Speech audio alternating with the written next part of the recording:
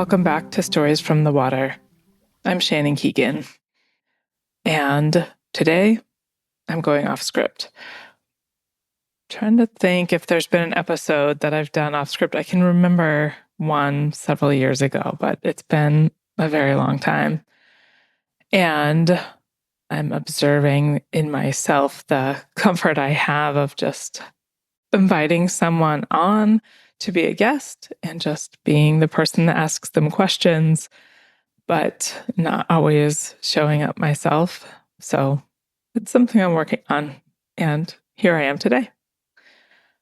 It's come up in a few of my conversations lately with guests about how did this whole podcast thing get started. So I just wanted to take a minute to take you back in time to one of the early episodes of what was originally virtual swim practice, where the world had shut down in March of 2020.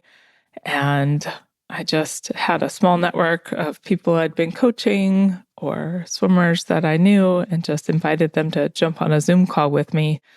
And we tried visualization. I think I showed up once in a cap and goggles, and I didn't really know what I had to offer, but I knew it was helpful to be connecting with people. So I had a brainstorm to see if people would answer some questions that I maybe had in myself about what my motivations were as a marathon swimmer. And I thought I'd invite people on as guests. And lo and behold, people said yes. And they answered my emails and they made time out of their day to join us. I think we were meeting at like 5 o'clock in the morning or something on Tuesdays and Thursdays that first year. And it was definitely a buoy for me through the pandemic, for sure. After a few months of this, I started getting questions by email from people like, hey, I've heard about this thing that you're doing, but it's the middle of my nights because they're in the other side of the world. I don't know. Is there, can you share a recording? And so I thought, well, gosh, I've got this audio recording. It seems like there's some way I could share this. And I just looked up, well, how do you make a podcast? And that was how the original Marathon Swim Stories was born. Just that need to share what the stories, which I knew were gold. This was people's origin stories, how they got motivated. It was taking the people who we, idolized and wanted to be like, and being able to see ourselves in their stories, so that we could then maybe try something that wouldn't have otherwise occurred to us to try. And that is something I've tried to preserve.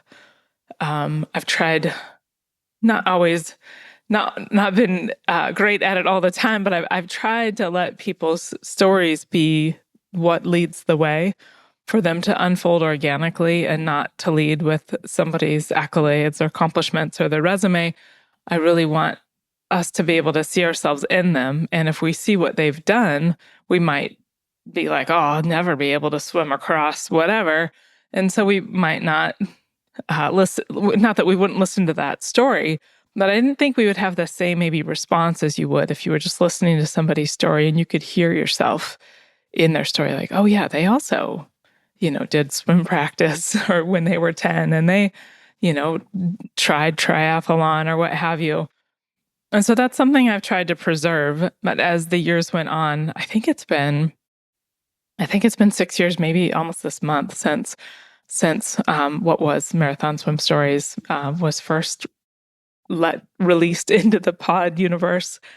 And over the years, people would reach out to me, and I was surprised that they maybe hadn't ever even heard of marathon swimming, but they were looking for guidance in pursuit of swimming longer distances themselves.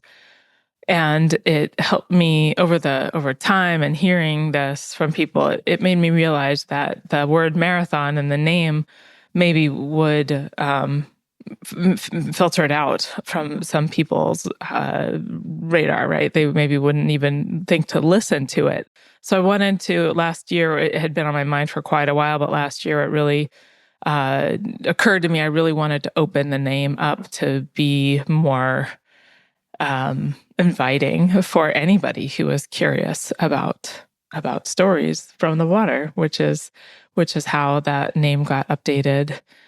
And I wanted to also, just in the work that I do, I coach adults toward marathon events. I coach kids just looking to learn all 4 strokes. I teach lessons to kids that are brand new to the water. And I have conversations with the parents of those kids. And through these connections and relationships and this just understanding I've been building of our human relationship with the water, it's made me want to help people understand that where other people are coming from, which is why I've invited guests on who maybe have had stark fears of the water for years and maybe haven't gone on and swim long distances. And so I'm curious to hear from you what stories from the water means to you. I have obviously my personal motivations and of wanting to inspire people to find out what they're capable of in the water is what I've always held in my heart, leading with the story. But I'm curious what Stories from the Water means to you. And if you were a listener of Marathon Swim Stories and continue to listen, I'd love to hear what's kind of changed or shifted for you, if anything has changed or shifted. If you're willing and able, I'd love if you just dropped an email to Shannon@intrepidwater.com and let me know what's up for you when it comes to listening to this podcast. I also thought I'd take a minute in this episode to discuss kind of what's for years has felt to me like a kind of smattering of offerings that I'm trying to really bring under one umbrella. And the Stories from the Water, the podcast being kind of the leading edge of that. And the people out there who find this podcast and maybe come to me for swim instruction. I also have events like Swimbound, which was a 5-month virtual coaching experience that ended in a trip to the island nation of Dominica. I had some previous guests who were part of that adventure.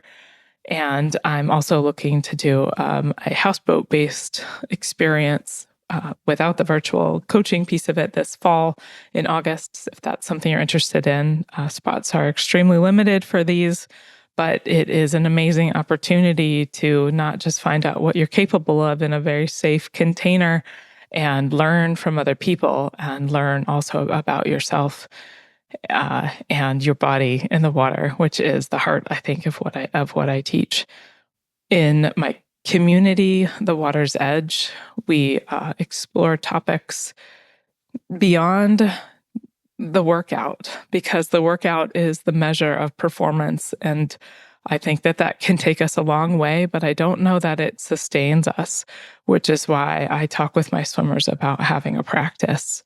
And yesterday in our monthly Q&A, we spent time talking about how we could bring more fun into our practice, because some of our swimmers are feeling a little bit of pressure because their events are starting to come up now that it's already June, and some of their big long events are coming up, and they're feeling this pressure to meet cutoff times and show up at the pool. And so those are the kind of conversations that we have at the Water's Edge. And I would invite you to find out more. There's always a link in the show notes to find out more about the Water's Edge. And then I also have my subscribed swimmers who I coach one-on-one toward their specific goals, where we do a lot of video analysis and we get practices each week, and we talk about those both as a group each month, but then also individually. I have one-on-one calls with them. And so this whole kind of arc of my instruction is starting to feel more like I have an umbrella, and that the work that I do within that with my swimmers is contained. I think for a while it felt like I was just kind of all over the map. And so that's feeling really good as I go into my older years. You might recall I swam twice now. I've attempted 50 miles for my when I turned 50. It'll be 2 years ago in September. And I think going into this kind of second phase of life, it's really what it is. And wanting to, with a 9 and an 11-year-old, I'm, wanting to live as healthfully as I can through all those years. And I know that the go, go, go kind of, I got to do more isn't necessarily going to be the thing that gets me through. So I've been trying to find a practice that is sustainable, that will sustain me in my life as well. What I was doing, where I would do these big buildups to having a biggest swim, and then kind of having almost a phase of depression and not really wanting to show up at the pool afterwards, really wasn't feeling like it was working with my life. And fortunately, I discovered the Swim Mastery Way, which is a method that I teach now. And it's been really cool to see since I think 2021 was when I started. So coming up on 5 years of this Swim Mastery technique, understanding that with honing my joint safe movement patterns, I can not only be safe in my joints so that I can swim for the rest of my life, but I also am able to swim as far as I want, whenever I want.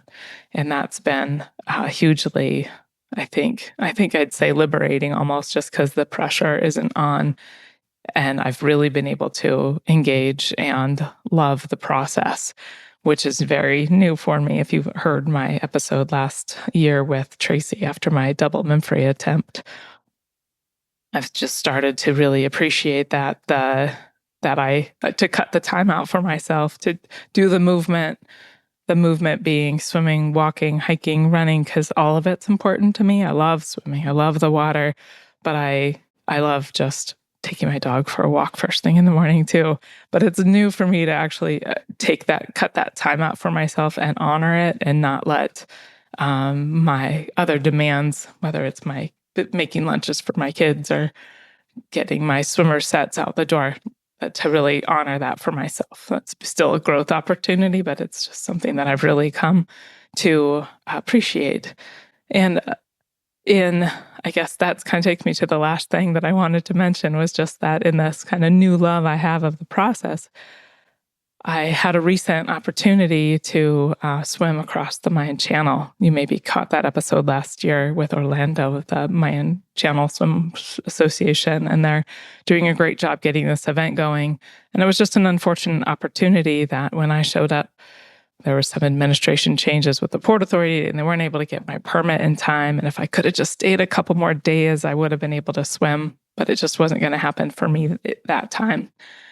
And while I envisioned, like what it would be like, I hear all the time from people I talk to about the Dover coaster and the English Channel, and think about all the work that people put into preparing. And I felt like I had done that too. I'd been showing up at the pool more than I ever had. And I had been committing, to the things that had been uncomfortable to me for years past. I was really confronting and putting myself in that practice to maintain my again joint safe movement patterns is what it is for me in this moment in my life, so that I could still swim at speed and swim for distance. And this Mayan Channel swim was feeling like a really great, see how this is going opportunity for me. And then when it kind of dissolved away and it wasn't going to happen, there was definitely still some sorrow and some grief there. And it was interesting just to sit with those feelings and acknowledge what was going on for myself, and to feel the pull to oh, well, then what's next? I've got to sign up for something else. And even to hold on that and maybe not necessarily jump at it. I think I did sign up for a swim within a couple of weeks. But it's put me in this very kind of interesting place with my swimming, of knowing that I have this capacity, and knowing that I'm in this place in my life that feels full and rich, and I'm so grateful. But wondering, am I still trying to prove something? So I thought I would just share that with you today. I'm wondering what it's like for you in your swimming. And again, I'd love to hear from you. Shannon at intrepidwater.com. And I think that was the main things I really wanted to talk about today.